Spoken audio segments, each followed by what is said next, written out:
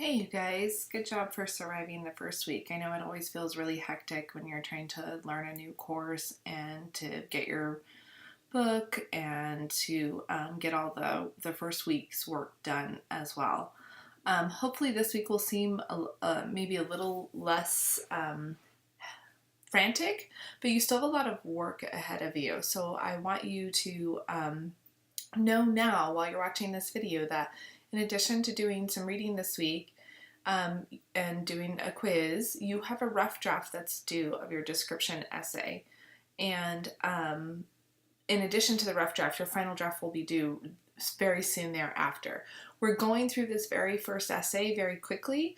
I feel like all the essays are quick, to be honest with you, but this one in particular, because it's sort of less important than the other two that we need to spend some more time on. Description is probably something that most of you are familiar with or maybe had some familiarity with way back long ago in high school, or maybe high school was recent. Description is something that we do often when we want to convey a good story, even if we're just telling a story over dinner with family and friends. It's details to the story that make it interesting. So continue to remind yourself that most of this essay should actually be full of concrete details. Every sentence should just be full of really rich, interesting language that really shows me and your classmates your experience, whatever experience you are conveying. That said, I actually want to take a second to look at the description essay. Let's actually go back a little bit. Real-time internet. So several of you emailed me and asked me questions about the description essay assignment. It's located here in week 1. You can always go back to take a look at it. But essentially I've given you 3 choices here, and they're all autobiographical. So what that means is this is a real story of something that really happened to you. So you do have to choose between one of these 3 prompts. If all 3 of these seem like terrible choices for you, you absolutely can't write anything on them, I'll give you maybe a 4th option if you email me.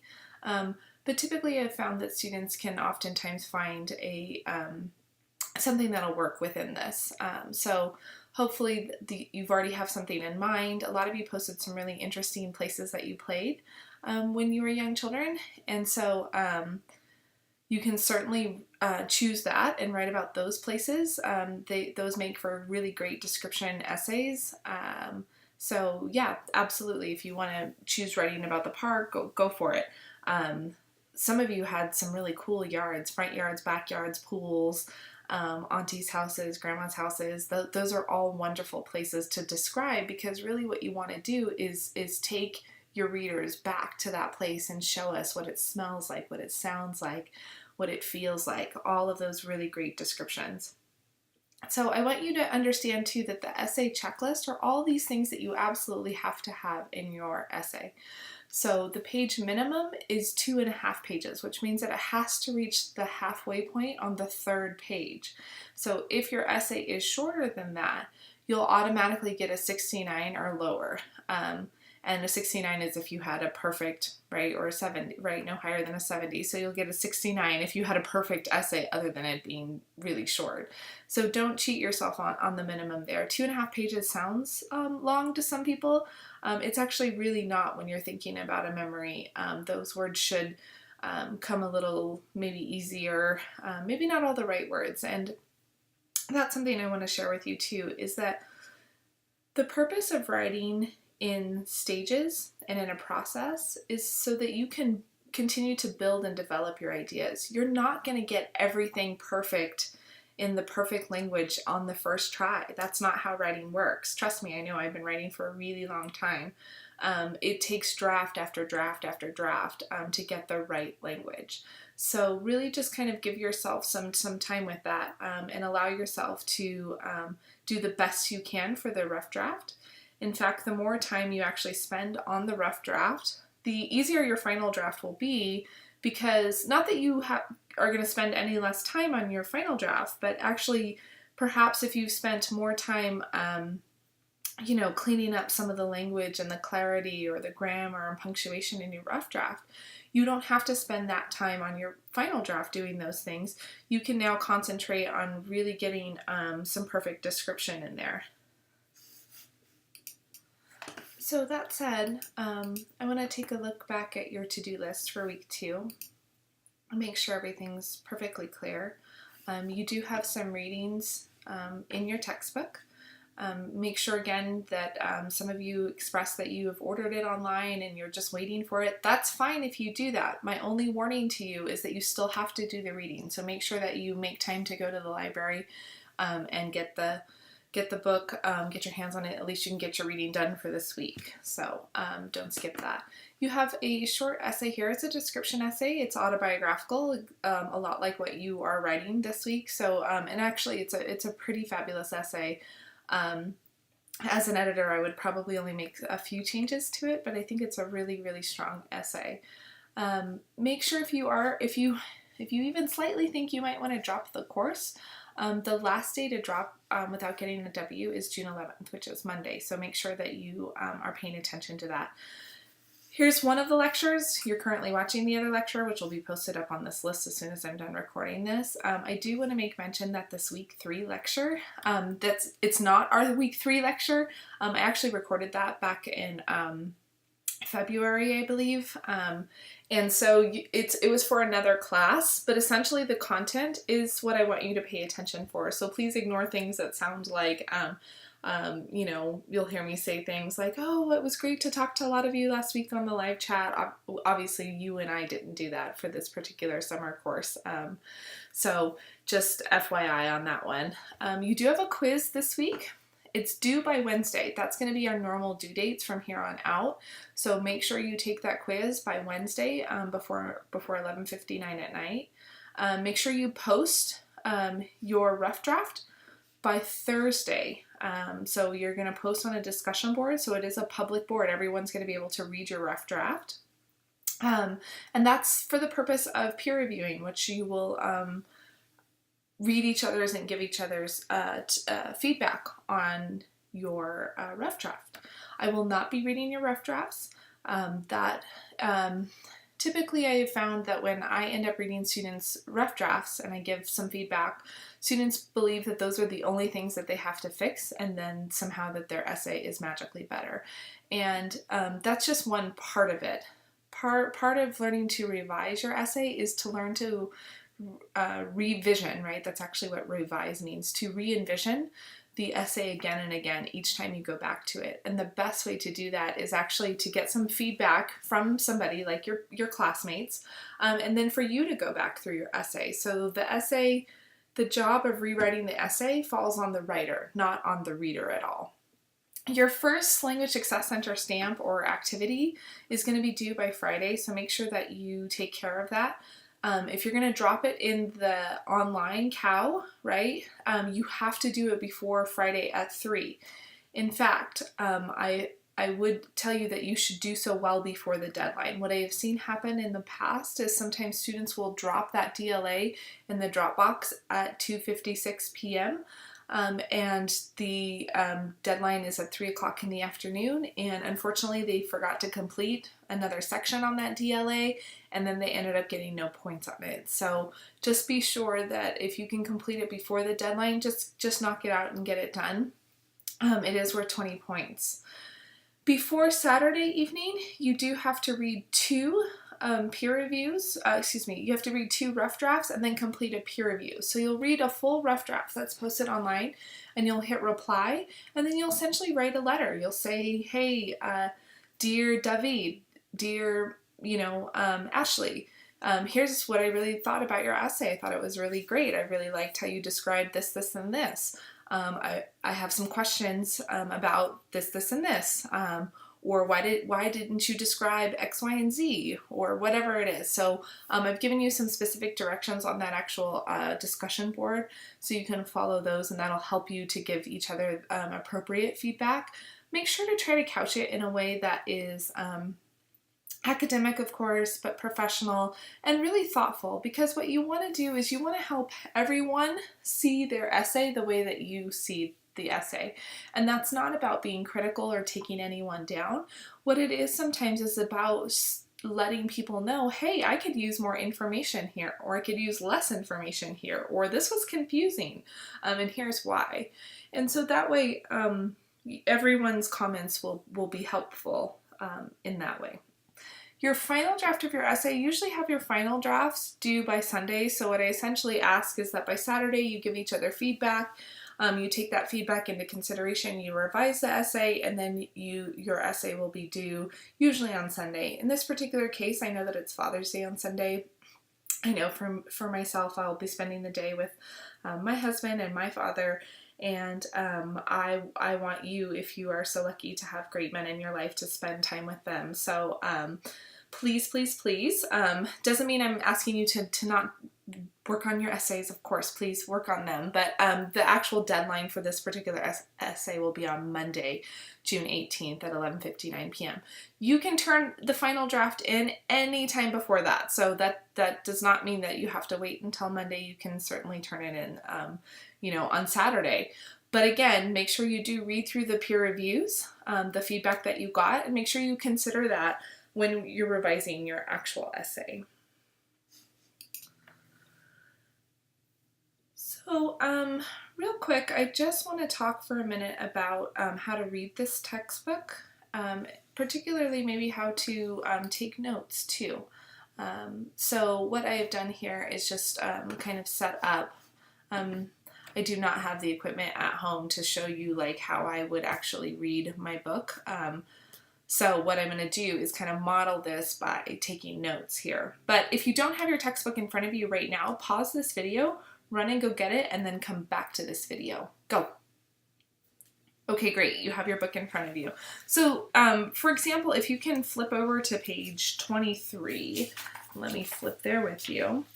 There are certain parts of this textbook that you don't have to read, unless I were to tell you otherwise. But if you look at page 23, and there's kind of like that brown or khaki colored box down near the bottom, and it says practicing what you've learned, you don't have to do those. If you want more practice, if you're really kind of hungry to figure out like, okay, well, what am I supposed to, learn about audience or analyzing audiences, you can certainly take the book's advice and practice those things. I'm not discouraging you from that at all, but I don't necessarily want you to read those sections. In fact, I don't think I'm going to assign any of those for our course this summer. So if you are assigned a group of pages and that the practicing what you learn happens to be on some of those pages, you can actually just skip those. On something else I want to point out to you, let's see, so like page 4, if you flip over there, there's this figure in the middle, well, kind of top middle of the page, this purple figure 1.1. Make sure that you actually pay attention to the visuals in the book. Sometimes visuals can be really helpful for us to figure out what kind of information the book is trying to give us. So take a moment and really read through those things again and figure out what you have to do. All right, the other thing, and again, I know I've already said this a lot, and it's only week 2, but you really should be taking notes while you read. It is, you guys are really busy. My online students have lots of jobs and they have families and they commute and they have lots of things going on in their lives. That's why they're taking an online course. And the reality is that textbook reading is not fun, sexy reading. It is, textbook's job is to give you information. And reading is this skill that our eyes can move over the words pretty quickly, but that doesn't necessarily mean that we're getting the information into our heads. And so if you've ever had that experience where you've spent, an hour or more reading something and then you close the book and then you think to yourself, wait, what just happened? What did I just read? This is exactly what I'm talking about. Reading is one of those activities that you can actually sort of do it, but not be engaged in it at all. Your brain can totally disengage while actually still reading the words. And so this is the difference between comprehending something and sort of passively just looking at the words. And so what we're going to participate in this semester, and hopefully you discover something that works for you really well, is to be reading actively. What you need to do in order to do that is to engage your mind while you're reading. Oftentimes this means to stop reading and to actually write stuff down. Or sometimes for those of you who maybe prefer audio, to actually say things aloud to yourself. Some of you might have a really great memory in that way, and that's fine too. I want you to find what works for you this semester. So I'm going to give you several options. I'll show you techniques, but I want you to kind of play around with stuff.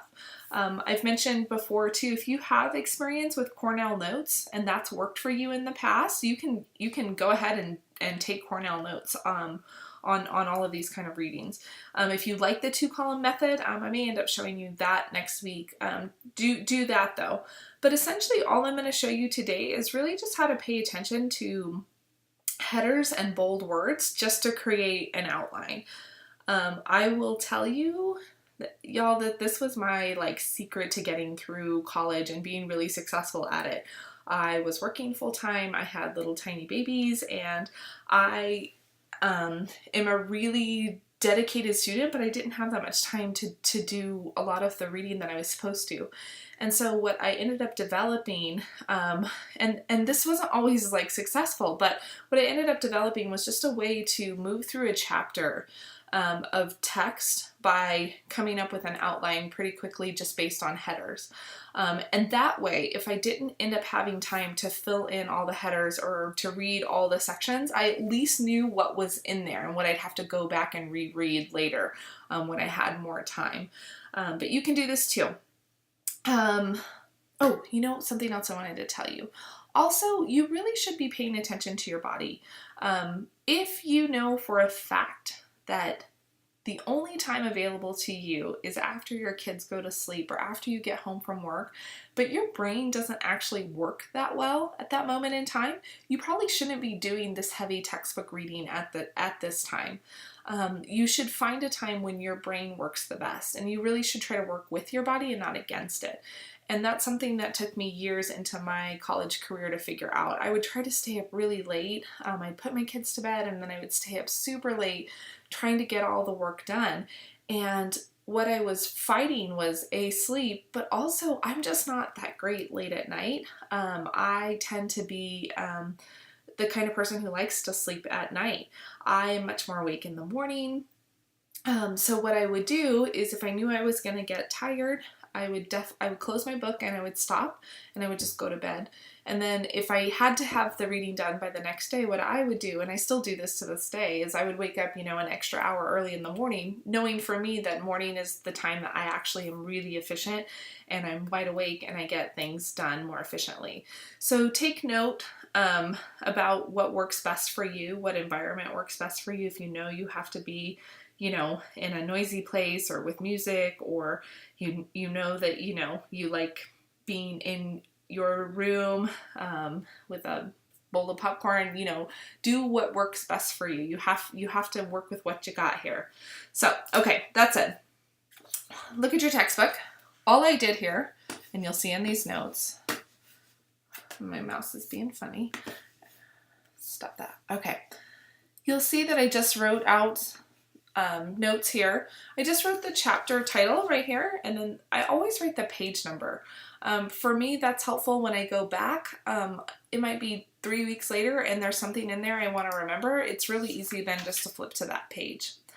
Now what I've done here, and I went ahead and already typed these headers out for myself, actually for you mostly.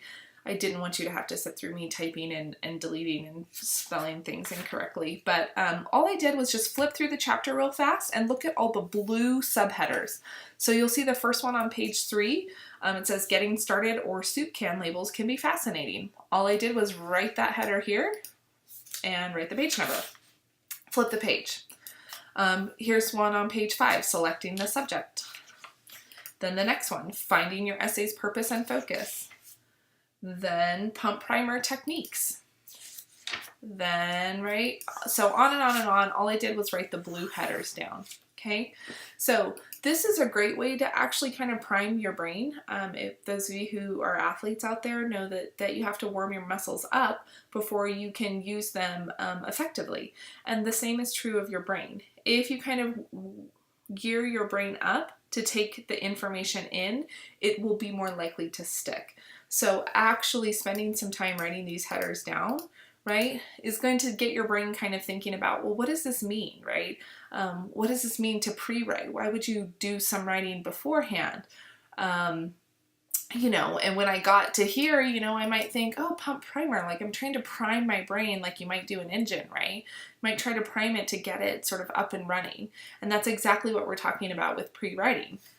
And look, y'all, we haven't even done any reading yet, but I've already kind of got an idea of what's going on here.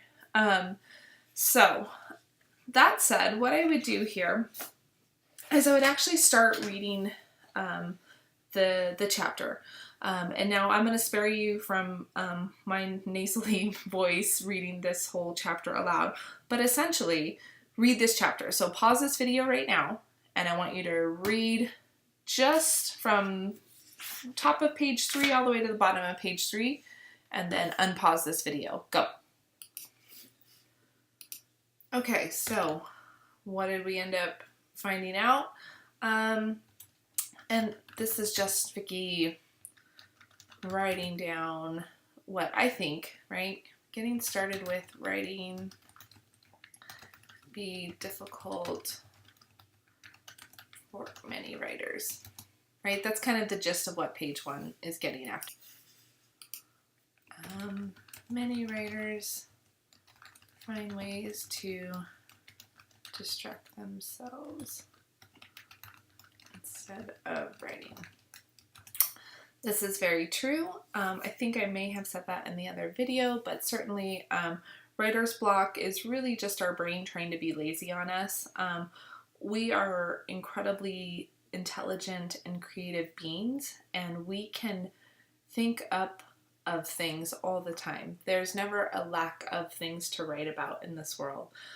It's oftentimes a lack of maybe a starting point or a technique, or sometimes our editor brain shuts us down, but most writers end up finding these distractions. So that's all I would do, y'all, is just write kind of 2 sentences about what that section was about.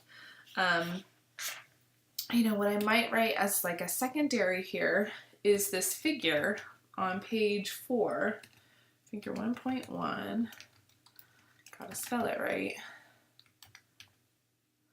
visualizing the process pre-writing. And then I would take a look at the chart here, and I'd look at what it's excuse me, what it's trying to convey, right? So it says at the top, tips for selecting your subject, techniques for priming the pump, identify and analyze your audience. And so essentially, if I look over on the far left, it's kind of, you know, showing me where we are in the actual process, right? And we're at the sort of chapter 1, the pre-writing. So this is the techniques for priming the pump. So this is techniques for getting our brain ready. So what I might do is just find a way to say that, to describe this sort of visual chart.